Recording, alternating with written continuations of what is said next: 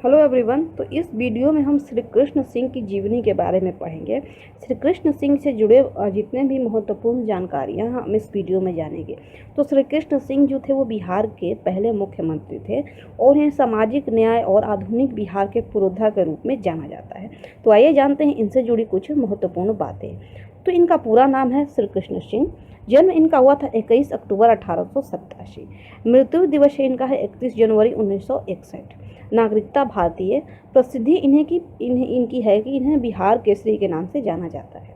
इन्होंने अपने जीवन काल में जेल यात्रा भी की है। कब? तो श्री कृष्ण साइमन कमीशन के बहिष्कार तथा नमक सत्याग्रह में भाग लेने के कारण जेल गए थे। अन्य जानकारी इनके बारे में है कि श्री कृष्ण सिंह बड़े ओजस्वी अधिवक्ता थे। ये 1937 में केंद्रीय असेंबली के और 1937 में ही बिहार असेंबली के सदस्य चुने गए तथा इसके बाद ही 1937 में बिहार के प्रथम मुख्यमंत्री बने। तो आइए जानते हैं पहले इनके बारे में संक्षिप्त परिचय, फिर डिटेल से पढ़ेंगे। तो आधुनिक बिहार के निर्माता श्री कृष्ण सिंह का जन्म 21 अक्टूबर 1887 को नवादा जिले के हिसुआ प्रखंड स्थित खनवा गांव में हुआ था। 1916 ईस्वी के लखनऊ कांग्रेस अधिवेशन में इन्होंने सक्रिय रूप से भाग लिया। तिलक के नेतृत्व में चलाए जा रहे होम रूल आंदोलन में इन्होंने बढ़ चढ़कर भाग लिया था। चंपारण सत्याग्रह में इन्होंने किसानों की ओर से मुकदमे की पैरवी की। 1929 ईस्वी में सोनपुर मेले में स्वामी सहजानंद सरस्वती के साथ मिलकर इन्होंने किसान सभा का गठन किया। 1937 ईस्वी में बिहार चुनाव के बाद इनके नेतृत्व में मंत्रिमंडल का गठन हुआ। 1939 ईस्वी में द्वितीय विश्व युद्ध में ब्रिटेन द्वारा भारत को शामिल करने के विरोध में इन्होंने इस्तीफा दे दिया। 1946 ईस्वी में ये फिर से मुख्यमंत्री बनाए गए। तब से लेकर जीवन के अंतिम क्षण तक ये मुख्यमंत्री पद पर बने रहे। 31 जनवरी 1961 को इनका निधन हो गया। तो अब आइए जानते हैं इनके बारे में कुछ डिटेल से बातें। तो बिहार केसरी और श्री बाबू के नाम से ख्याति प्राप्त श्री कृष्ण सिंह का जन्म 21 अक्टूबर 1887 को बिहार के उनके ननिहाल नवादा जिले के खनवा गांव में हुआ था। वो 2 जनवरी 1946 अपने निधन 31 जनवरी 1961 तक बिहार के मुख्यमंत्री रहे। बिहार में श्री बाबू को सामाजिक सुधार और न्याय का पुरोधा माना जाता है। उनके मुख्यमंत्री रहते बिहार का पहला राज्य था जहां सबसे पहले जमींदारी प्रथा का उन्मूलन किया गया। वो बिहार के सीएम होने के साथ ही एक प्रसिद्ध अधिवक्ता भी थे।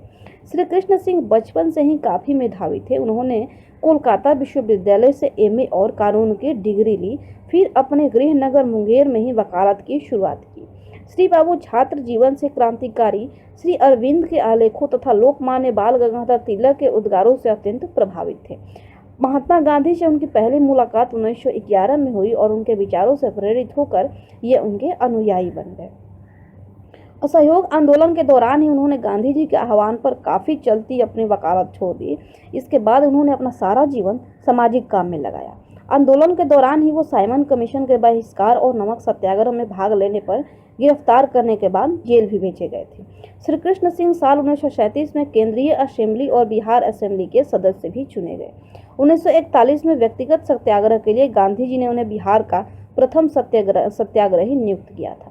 श्री बाबू 1942 के भारत छोड़ो आंदोलन में जेल में भी बंद रहे थे। पटना विश्वविद्यालय से डॉक्टर ऑफ लॉ की उपाधि से सम्मानित श्री बाबू को अगर सामाजिक न्याय और सुधार का पुरोधा माना जाता है तो आधुनिक बिहार का प्रणेता भी माना जाता है। दुनिया में उस दौरान सबसे बड़े एडमिनिस्ट्रेशन एक्सपर्ट माने जाने वाले शख्स एपेलवी को देश के पहले प्रधानमंत्री पंडित जवाहरलाल नेहरू ने खासकर राज्य सरकार के कार्यकलापों का निष्पक्ष मूल्यांकन करने के लिए बुलाया था। श्री एपेलवी ने तब बिहार को सर्वश्रेष्ठ प्रशासित राज्य घोषित किया था। श्री बाबू के कार्यकाल में बिहार में जहां जमींदारी प्रथा समाप्त हुई, वहीं उनके कार्यकाल में बिहार में एशिया का सबसे बड़ा इंजीनियरिंग उद्योग हेवी इंजीनियरिंग कॉरपोरेशन, भारत का सबसे बड़ा बोकारो इस्पात प्लांट, देश का पहला खाद कारखाना छिंदरी में, Barauni refinery, Barauni thermal power plant, Patratu thermal power plant, Maithon hydel power station एवं अन्य कई नदी घाटी परियोजनाएं स्थापित किया गया। उनकी कर्मभूमि जो है वो गढ़पुरा समझी जाती है, जहां सविनय अवज्ञा आंदोलन के दौरान गांधी जी ने गुजरात में साबरमती आश्रम से लगभग 340 किलोमीटर की पद यात्रा कर दांडी में अंग्रेजी हुकूमत के काले नमक कानून को भंग किया था।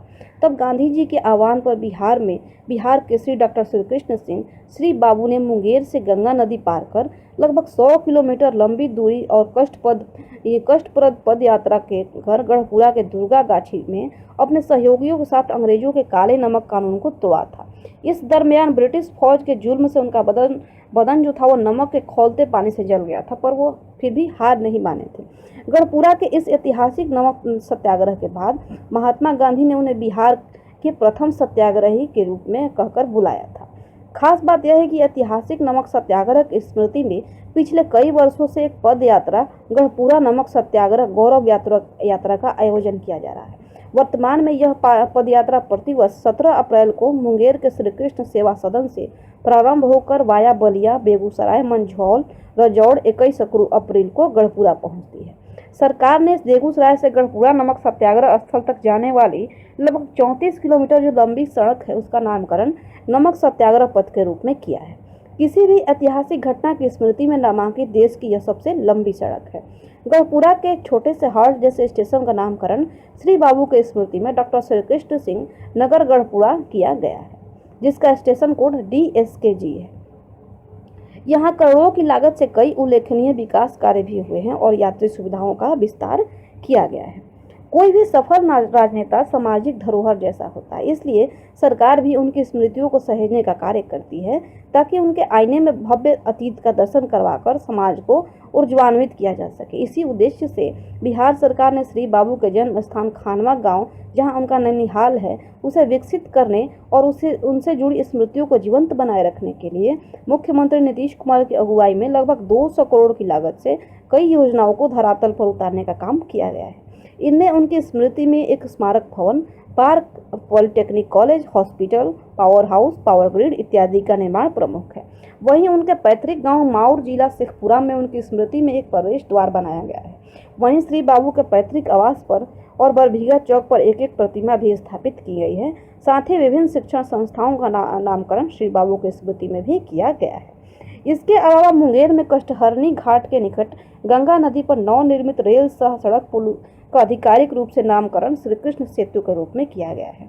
जबकि पटना में गांधी मैदान के उत्तरी भाग में राजधानी का सबसे बड़ा सभागार जो है वो श्री कृष्ण मेमोरियल हॉल का निर्माण किया गया है, जहां उनकी एक आदमकद प्रतिमा भी स्थापित किया गया है।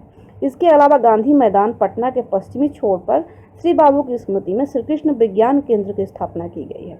वहीं बेगूसराय का GD कॉलेज, श्री कृष्ण महिला कॉलेज, नगर निगम चौक, कचहरी road, Shri Krishna indoor stadium और रिफाइनरी टाउनशिप में बिहार केसरी श्री बाबू की स्मृति में प्रतिमा स्थापित की गई है। श्री बाबू की स्मृति में यहाँ एक इंडोर स्टेडियम और कचहरी रोड पर जिला परिषद का एक विशाल कमर्शियल कॉम्प्लेक्स भी है। उनके नाम से झारखंड की राजधानी रांची में एक पार्क है, क्योंकि किसी समय में झारखंड बिहार का ही एक भाग था।